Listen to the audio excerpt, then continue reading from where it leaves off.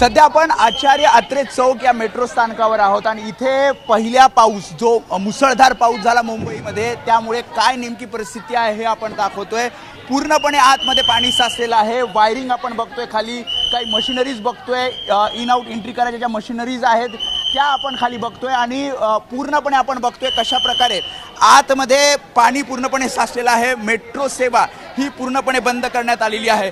मला सांगा किती पाणी साचलंय इथे आतमध्ये? आमचं नुकसान होतंय। आम्ही सगळे इकडचे जे वसावतवाले ना सगळे कर्मचारी आहेत महानगरपालिकेचे, आता आम्ही पूर्ण काम करून सकाळी तुम्हाला माहिती आहे किती पाऊस पडला, ते काम करून आमच्या घरातलं सांडपाणी काढणार का आम्ही? सगळं लेट्रिनचं पाणी येतंय। आमच्या घरामध्ये सर्व लॅट्रिनचं पाणी गेले, संडासचं पाणी सर्व घरात गेले। या लोकांना काय सांगायचं? आम्ही किती त्रास सहन करतोय। पूर्णपणे मी तर म्हणतो मशिनरी सुद्धा खाली पडल्यात। हो, आता पडलंय सगळं। बघा तुम्ही विचार करा ना, मग किती नुकसान झालेलं आहे। लोकांनी काहीच हे घेतले नाहीये साहेब।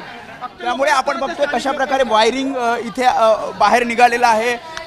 स्लॅब इथे बघतोय, इथे काम चालू होतं। इथे सुद्धा काही ठिकाणी आपण बघतोय स्लॅब खाली पडलेला आपल्याला पाहायला मिळतोय।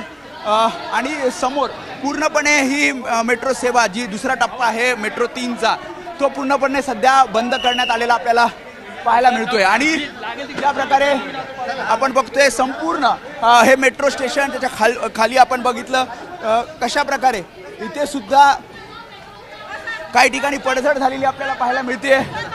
शिवाय आपण बघितलं तर कशा प्रकारे पूर्णपणे नुकसान इथे आपल्याला झालेलं पाहायला मिळतं। खरं तर पहिला पाऊस आहे, सखल भागामध्ये पाणी साचतंय आणि हे शूट करू देऊ नये यासाठीचा प्रयत्न केला जातोय।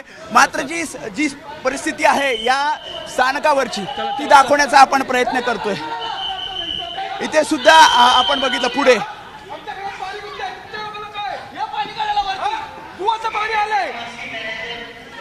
तुम्ही लोक बघता, तुमचं बघता, आमचं कोण बघणार? त्यामुळे स्थानिक सुद्धा परेशान आहेत, कारण पाणी सखल भागामध्ये साचलं आणि त्यामुळे काही ठिकाणी इथे जर बघितलं तर स्लॅबचा सुद्धा भाग खाली पडलेला आपल्याला पाहायला मिळतोय। काही ठिकाणी आता काम पुन्हा एकदा सुरू केलं जात आहे, मात्र वेळ लागणार आहे, कारण ज्या प्रकारची स्थिती आहे पूर्णपणे म्हणजे आपण बघितलं तर इथपर्यंत हे सगळं पाणी अख्खं भूमिगत मेट्रोमध्ये हे पाणी साचलं